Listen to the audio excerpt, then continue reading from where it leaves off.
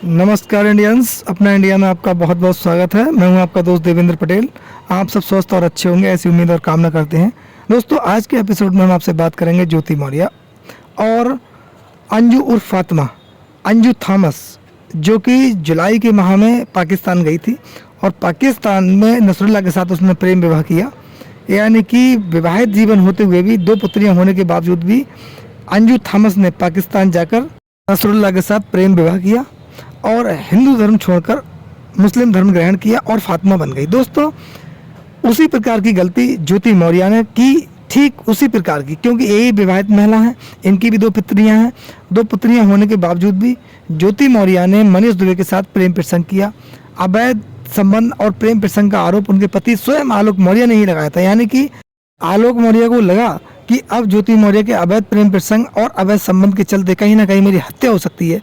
उन्हें ये प्रूफ मिले, आलोक मौर्य को ये महसूस हुआ, क्योंकि आलोक मौर्य की पत्नी ज्योति मौर्य और मनीष दुबे के बीच जो व्हाट्सएप चैट हुई थी और तमाम एविडेंस जो उन्होंने दिए थे मीडिया के समक्ष, उसमें उन्होंने मौखिक रूप से भी मीडिया के सामने कहा, बयान भी दिए आलोक मौर्य ने कि ज्योति मौर्य और मनीष दुबे मेरी कहीं ना कहीं हत्या कर सकते हैं, मेरी जान को खतरा है। ऐसे में दोस्तों, हम आपसे ये बात करना चाहते हैं कि ज्योति मौर्य दो बच्चों की माँ और एक संवैधानिक पद पर बैठी हुई महिला, जिसने इस प्रकार कदम बढ़ाने में अपने आप को कहीं शर्मिंदगी महसूस नहीं की, अपने आप को ये महसूस नहीं किया कि कहीं ना कहीं मेरे ऊपर बहुत बड़ी जिम्मेदारियां हैं। चाहे वह भारतीय संस्कृति के हिसाब से देखा जाए, उन पर एक अपनी पुत्रियों और पति और परिवार का पूरी जिम्मेदारी थी। दूसरी तरफ एक संवैधानिक पद जिसकी गरिमा रखना ज्योति मौर्य का प्रथम कर्तव्य था, लेकिन उन्होंने दोनों ही पदों में किसी प्रकार का अपना मान सम्मान न रखते हुए एक संवैधानिक पद की भी गरिमा को तार तार करने का काम किया, क्योंकि जो आरोप ज्योति मौर्य पर लगे थे वह देश और समाज हित में बिल्कुल नहीं थे।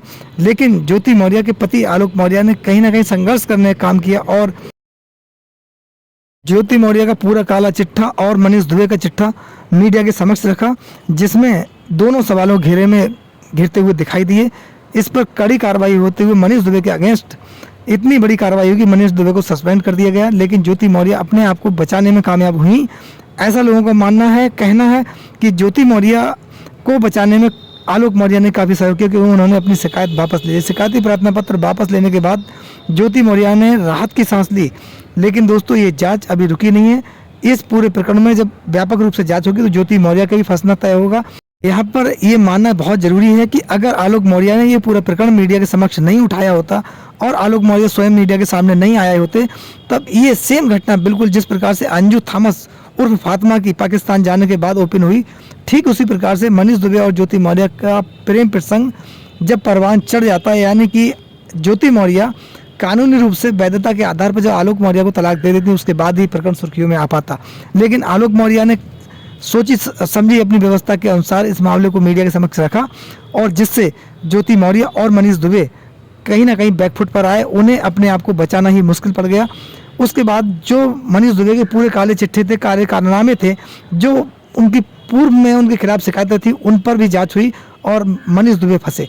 लेकिन ज्योति मौर्य का प्रकरण हम इसलिए आपसे ये संज्ञान में पुनः लेकर आ रहे हैं, ठीक उसी प्रकार से अंजू थॉमस उर्फ फातिमा ने जो अपना प्रकरण पाकिस्तान जाने के बाद ओपन किया और उनके पति को कानों कान भनक नहीं लग पाई, पूरा परिवार सन्न रह गया। जब अंजू थॉमस पाकिस्तान पहुंच गई 17 जुलाई को, उसके बाद ये क्लियर हुआ कि वह प्रेम प्रसंग के चलते नसरुल्लाह के पास पाकिस्तान पहुंच गई और उसने वहाँ प्रेम विवाह भी कर लिया और प्रेम विवाह करने के बाद मुस्लिम धर्म ग्रहण किया। दोस्तों, उसके बाद अंजू थॉमस के बयान जो थे देखने लायक थे। उसने हिंदुस्तान के अगेंस्ट किस प्रकार के बयान दिए, उसने हिंदुस्तान की जनता के मामले में किस प्रकार के बयान दिए, अपने पति को और हिंदुस्तान की मीडिया को किस प्रकार से धमकाने का काम किया, यानी कि हिंदुस्तान के अगेंस्ट अंजू थॉमस और फातिमा बोलती हुई नजर आई। दोस्तों, ये प्रेम प्रसंग, अवैध प्रेम प्रसंग, अवैध संबंध, इसे हम कहेंगे जो अवैध प्रेम प्रसंग, इसलिए क्योंकि इन्होंने लीगल प्रोसेस नहीं अपनाया, चाहे वो ज्योति मौर्य हो चाहे वह अंजू थॉमस हो। ज्योति मौर्य तलाक लेने के बाद, अपने पति से अलग होने के बाद, उसके बाद चाहे प्रेम प्रसंग या फिर कोई भी संबंध, किसी प्रकार का कोई आरोप उन पर लगता तो अलग बात थी, लेकिन अपने विवाहित जीवन में रहते हुए, अपने बच्चों के साथ रहते हुए, अपने परिवार के साथ रहते हुए ज्योति मौर्य ने जिस प्रकार कृत्य किया, ठीक उसी प्रकार से अंजू थॉमस ने तो सरहद ही पार कर दी। यानी कि अपने बच्चों को छोड़कर उसे बच्चों और पति और अपने परिवार से किसी प्रकार का मोह और किसी प्रकार की हमदर्दी या सिंपैथी नहीं थी। उसने राष्ट्र के बारे में एक बार भी विचार नहीं किया। 29 नवंबर को पुनः जब अंजू थॉमस उर्फ फातिमा हिंदुस्तान में आई, उसके बयान देखिए, वो मीडिया के सामने किस प्रकार से अपने आप को फेस कर रही थी। मीडिया से बचती हुई नजर आई, बयानों से बचती हुई नजर आई, जबकि वही अंजू थॉमस उर्फ फातिमा पाकिस्तान में कड़े बयानों के लिए जानी जा रही थी।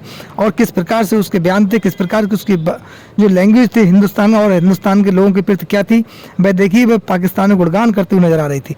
लेकिन अब पुनः हिंदुस्तान में उसने पैर रखा है और अपने परिवार में अपने बच्चों से मिलने की जिद कर रही है। उसे कहना है कि मैं 3 महीने के लिए हिंदुस्तान में आई हूँ, 3 महीने के अंदर अपने बच्चों से मिलूंगी और कानूनी प्रक्रिया के रूप में अपने पति अरविंद से तलाक लेने के बाद पुनः पाकिस्तान लौट जाऊंगी अपने बच्चों को लेकर। यानी कि वह कितना दुस्साहस कर सकती है, किस प्रकार का उसका विचार है, किस प्रकार की उसकी सोच है कि वह हिंदुस्तान में आकर अपने बच्चों को पाकिस्तान ले जाने के बारे में सोच रही है। वह मुल्क जहां पर आम आदमी त्रस्त है, परेशान है, दुखी है, लेकिन अंजू थॉमस से बनी फातिमा पाकिस्तान के गुणगान करने में कहीं कमी नहीं छोड़ रही है, कहीं कसर नहीं छोड़ रही है, बल्कि वह हिंदुस्तान के विरोध में भी एक प्रकार से देखा जाए तो वो बोलने में कहीं पीछे नहीं है। क्योंकि उसने मीडिया को हिंदुस्तानी किस प्रकार से धमकाने का काम किया ये भी आपने देखा, अपने पति के प्रति उसका व्यवहार किस प्रकार का है ये भी आपने देखा, अपने बच्चों से भी उसके हमदर्दी करती हुई किस प्रकार का उसका व्यवहार होगा। वह महिला एक विकृत सोच की महिला कही जा सकती है, जिसने अपने परिवार और अपने बच्चों के मामले में एक बार भी सोचने में बिल्कुल परहेज न किया हो। दोस्तों, हम आपसे अंजू थॉमस की इसलिए बात कर रहे हैं कि वह महिला है, वह एक शादीशुदा महिला है, विवाहित है और उसकी पुत्रियां हैं, उसका परिवार है। लेकिन इन सब चीज़ों को ताक पर रखते हुए उसने अपने निजी हित, अपना निजी स्वार्थ सिद्ध करने के लिए देश की मर्यादा, समाज की मर्यादा, भारतीय संस्कृति की मर्यादा को तोड़ने का पूर्ण रूप से काम किया, जो एक प्रकार से क्षम्य नहीं है। देश की जनता अंजू थॉमस को बिल्कुल माफ़ नहीं करेगी, क्योंकि देश की जनता अंजू थॉमस उर्फ फातिमा के इस कदम से बहुत दुखी और पीड़ित है। दोस्तों, यहाँ पर अंजू थॉमस को अब बहुत सारी कानूनी प्रक्रिया का सामना करना पड़ेगा, क्योंकि उसने हिंदुस्तान में जाने के बाद मुस्लिम धर्म ग्रहण कर लिया। नसरुल्लाह से अपना तलाक होने से पहले ही उसने दूसरा विवाह कर लिया और ऐसे में उनके खिलाफ एक FIR भी होगी और एक FIR हिंदुस्तान में ऑलरेडी अंजू थॉमस और फातिमा के अगेंस्ट है, जिसका सामना करना अंजू थॉमस को करना ही पड़ेगा और कानूनी प्रक्रिया से गुजरना भी पड़ेगा। दोस्तों, इस प्रकार का कृत्य जो समाज में नकारात्मक संदेश पैदा करे, जो समाज हित में ना हो, वह कृत्य में ज्योति मौर्य एक पढ़ी लिखी महिला जो समाज के लिए आइकॉन हो सकती थी, जिससे समाज सीख सकता था, उन्होंने जिस प्रकार कृत्य किया, ठीक उसी प्रकार से अंजू थॉमस जो कि पाकिस्तान जाकर फातिमा बनी, उसने वो कृत्य किया, वह राष्ट्र हित में नहीं है। दोस्तों, इन दोनों प्रकरण में आपकी क्या राय है? अपनी राय हमें कमेंट्स बॉक्स में ज़रूर दें। आपका बहुत बहुत धन्यवाद। नमस्कार। जय हिंद, जय भारत।